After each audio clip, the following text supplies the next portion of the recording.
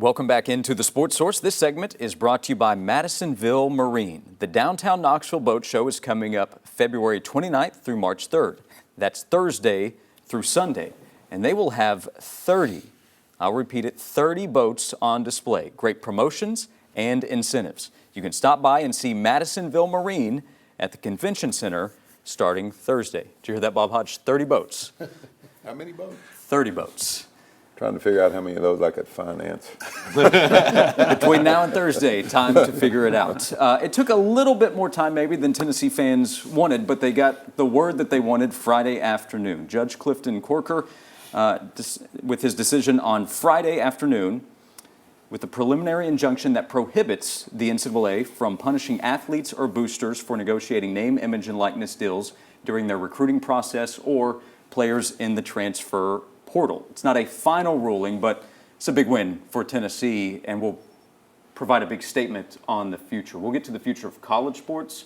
How about for Tennessee? Will West, you were on the radio Friday afternoon when this ruling comes down. Your reaction, a couple of days to think about it. What does this mean for Tennessee? I honestly expected this. Everyone that we've spoken to in the legal field said that they expected this to happen when the NCAA made their argument. It's weird that this was about their ability to police NIL, and then the NCAA's argument is, no, student athletes can't negotiate with the NIL collective. They just have to sign a contract without knowing how much money they're going to be paid. That wasn't going to fly. It was weird to me that that's the kind of route the NCAA went with that. That was the argument that you made, and especially when the judge did press the NCAA's attorneys on that, then and the NCAA really didn't have an answer. I expected this. I thought it might come a little more quickly. I do understand the judge's point of view, though, that hey, you're just pretty much scrapping everything as far as the NCAA's ability to police NIL, not just for Tennessee, but nationwide. So I understand it took a while, but this is the outcome I think we all expected. Doesn't this make it harder for the NCAA to punish Tennessee? Yeah. If you have ruled that it's okay to negotiate deals ahead of time, unless there's some allegations against Tennessee I don't know about. But if that's all it is, what they're aiming for, I don't know how they can punish Tennessee or any other schools that have been doing, like the other 120, that have been doing the same thing that Tennessee's doing, and that is negotiating deals for them to come to your school. So now, is there a judge out there in some other state that might come in and overrule this? I guess it's possible. I don't see that.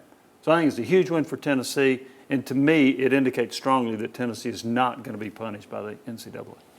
Yeah, Tennessee's not the only school that the NCAA has been looking into or sending letters to, but Tennessee was the one that responded, Vince, with Donnie Plowman's letter. There were a lot of responses, and then, of course, the Attorney General right here. Yeah, and you could tell the way Tennessee operated, the state of Tennessee and the University of Tennessee, that they were confident that they would get this outcome, as Will said, that I think a lot of us expected. And the NCAA is dealing with so many different things, and this sets them back in a huge way to try to say they're on their last leg, seemingly, and this kind of clips that last leg away. And I agree with Jimmy. I think that the way that there was a notice of allegations, it was a report about an investigation. I don't know how they move forward with this ruling. And we're going to talk about how this impacts NCAA later.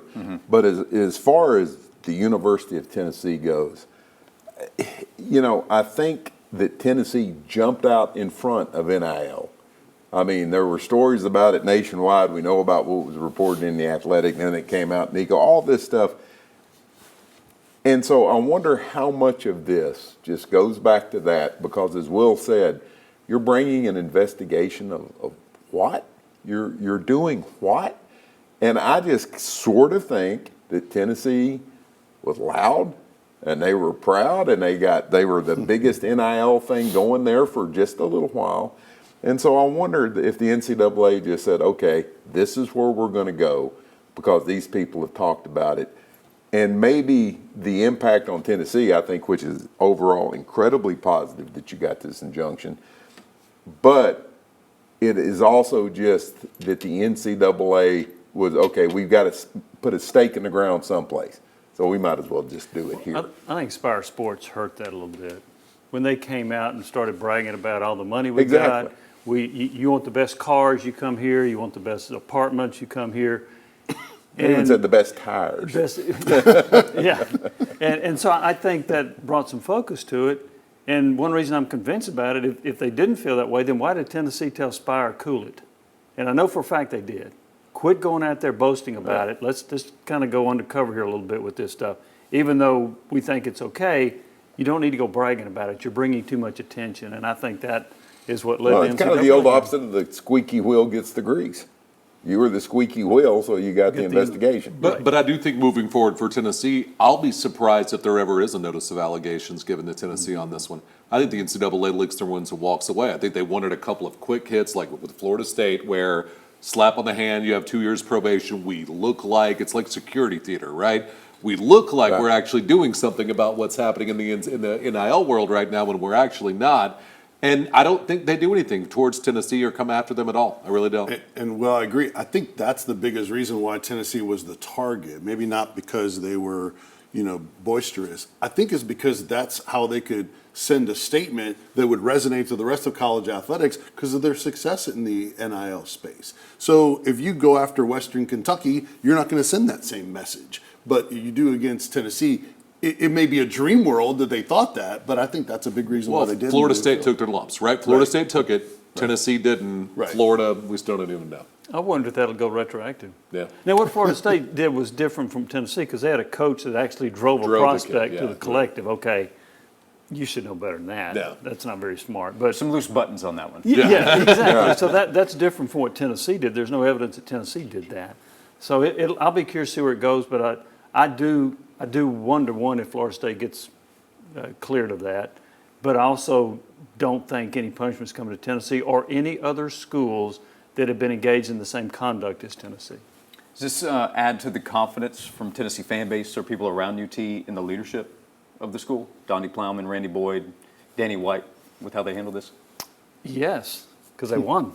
Right. Yeah, so yeah, I do. And I think Donnie Plowman has actually had a lot of support anyway. And I think she's done a really good job as the chancellor. And Danny White's record, he's done a very good job as well. I mean, they've won 2 straight all-sports trophies, so he's doing what he's supposed to in that role. So I think there's a lot of confidence from the Tennessee fan base toward the administration. And in fact, it may be the most confidence I've seen since going back to Joe Johnson and Doug Dickey. I think it goes back that far. Doesn't it seem like a little bit like it's like fight the power too, right? Because for most fans, I think they look at the NCAA, they don't look at it as the NCAA is the member institutions, right? Tennessee is the NCAA. Yeah, they don't look at it that way. The opposition. Yeah, they look at it as the opposition or an unfair policing arm like the IRS or something like that of college athletics. Yeah.